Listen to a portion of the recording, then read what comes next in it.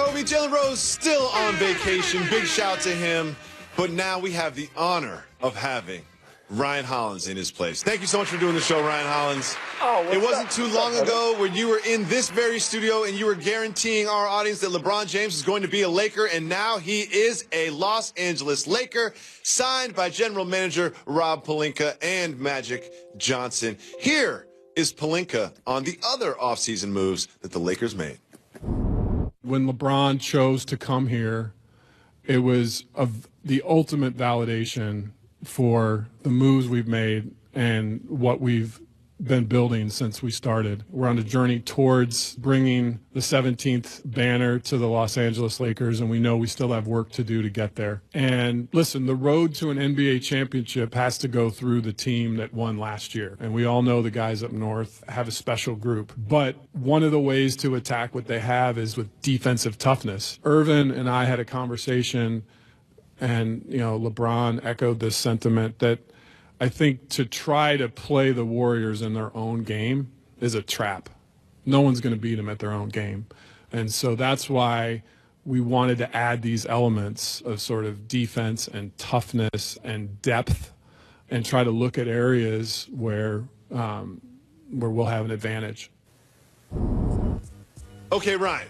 Number one, I don't think anyone really believes that this current Laker roster could truly test the Warriors. However, do you think this philosophy, this you can't beat the Warriors at their game, so we're going to get defense and toughness, do you think this philosophically is the right approach to trying to topple the championship Warriors? Yes, it is. But there's levels to this, my man. And first off, that was one of the greatest humble brags of all time, that LeBron topped off everything we've been doing from Pelinka. Love it, love it. But there's some truth and some lies to that. No, you got to be who you are. You got to be true to your identity. And we talked about this on the show prior, in that if you beat Golden State, you got to rough them up. You got to be physical. You got to be tougher than they are.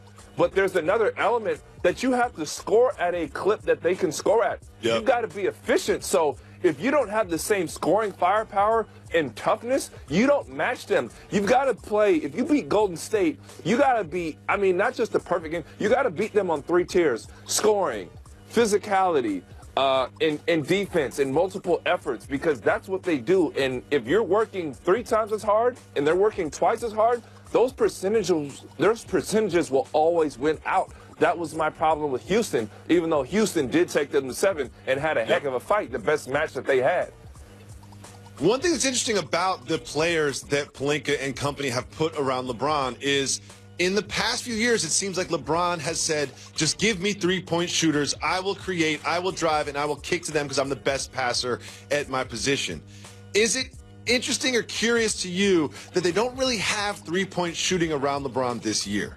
Well, what LeBron, yes, it is interesting, because we're not going to hear those moves and justify them and say, yeah, this is what we planned to do the whole time. No. Yeah. If you can get a shooter around LeBron, you get a shooter. Kyle Kuzma is the only dead-eye shooter. I know KCP is capable, and he's talking about, well, Rondo can hit guys in windows and their percentages go up.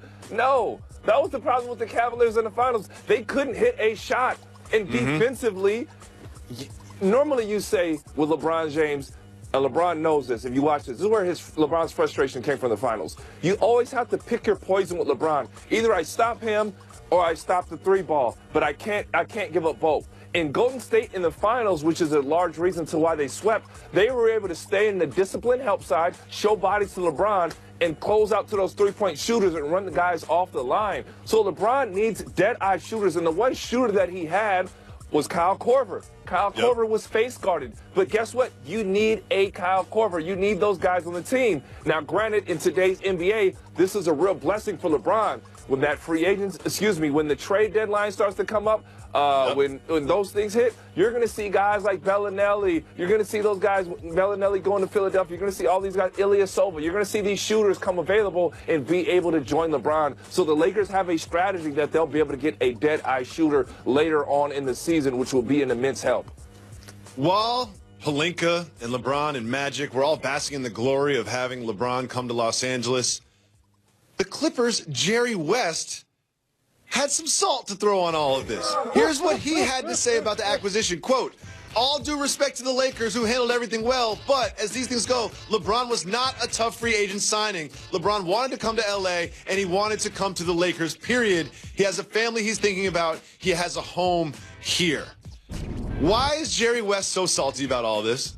One, Jerry West is not salty at all. And everybody jumped on me. They massacred me on First Take. And I said that Magic Johnson was a puppet. With no due respect to the man over my left shoulder, one of the greatest players of all time. Magic is a great businessman, hands down. He's a great player, one of the favorites, all-time greats. But as far as a GM, this is not he's the best GM ever. Yes, he's going to get credited, but LeBron was coming here anyways. This is what I said. And I said that could have been Kobe Bryant in this GM position. He's still coming. It could have been Kareem Abdul-Jabbar. Yes, it's great that he can have those man-to-man talks with LeBron James, but ultimately, no, he was coming here anyways. LeBron chose LA. You had to mess this up. And guess what, Magic? You messed up Paul George. You tampered for $500,000. But Magic, in our eyes, you can do no wrong. So please forgive me for calling it how I see it with one of my favorite players of all time. And guess what, Magic? You are a bad coach. You are a bad commentator, okay? But we just love you because you're Magic. This is true.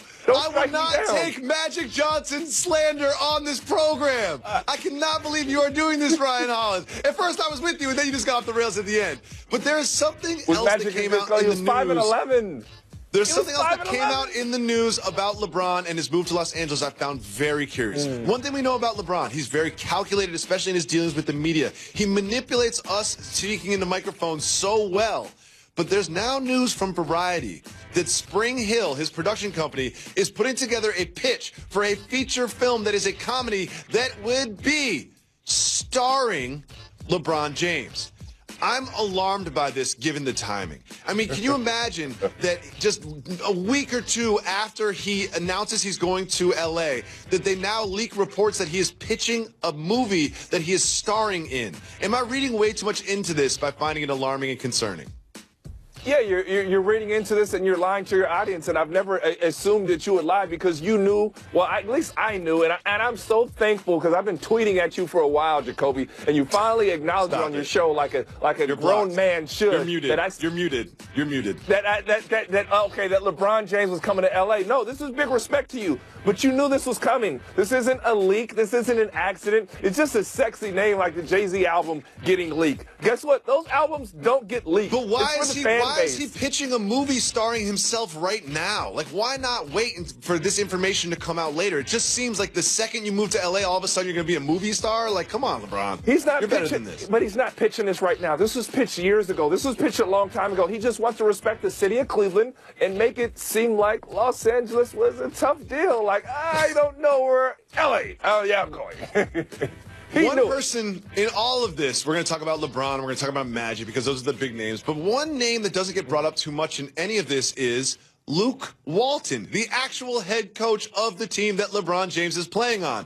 When LeBron announced that he was going to the Lakers, Luke Walton got a congratulatory phone call from his dad, Bill Walton, the GOAT. And the GOAT, Bill Walton, was at a Grateful Dead concert when he made the phone call to his son about LeBron James. My question for you, are you more surprised that Bill Walton stopped enjoying a Grateful Dead concert to make a phone call to his son, or that our producer Harlan Endelman last weekend went to a Grateful Dead concert during his bachelor party?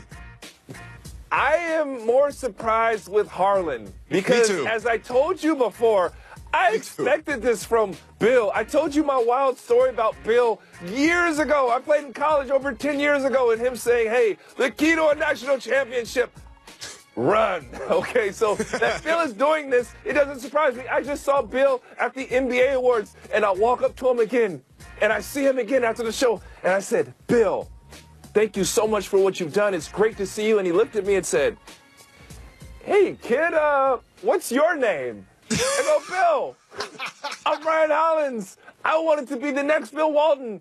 I want to follow your steps from UCLA to NBA. How many 7-footers that went to UCLA do you know, Bill? Then he said, man, keep working hard, son. You might be a good player one day. Great Bill. He was talking about the big three. He was talking about the big three. Oh, my When we come back, I'll be done talking to my producer about the Grateful Dead concert and officially blocking Ryan Hollins on Twitter. Drumline, Stomp the Yard, or You Got Served. Pick one. I'll say Drumline. What happened in that movie? Can you just summarize the plot line for us? Playing drums feverishly. You know what they're going to do? Put that on the poster. When they re-release Drumline, remastered DVD, there's going to be a big quote on the poster. Playing drums feverishly. Jalen Rose.